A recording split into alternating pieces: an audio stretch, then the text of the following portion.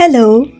আজকে ফ্রিজে দেখলাম কোনো কিছুই নেই, শুধু কাঁচা আম একটি পড়ে আছে।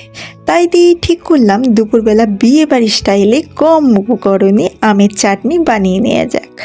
তার আগে আমার ও তোমাদের প্রিয় হেসেল হ্যাংলাতে সুস্বাগতম।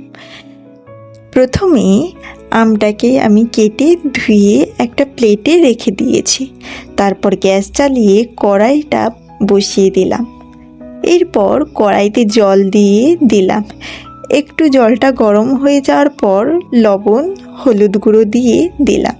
তারপর কাঁচা আমগুলো ওর মধ্যে দিয়ে দিলাম। একটু নাড়াচাড়া করে ঢাকনা দিয়ে রেখে দিলাম।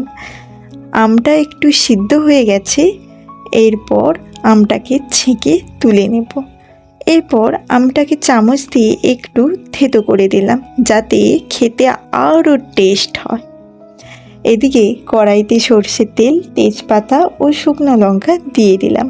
এরপর আগে থেকে ভিজিয়ে রাখা কাজু কিশমিশ দিয়ে হালকা করে ভেজে নেব। এরপর জল দিয়ে ওর মধ্যে চিনি ঢেলে দেব।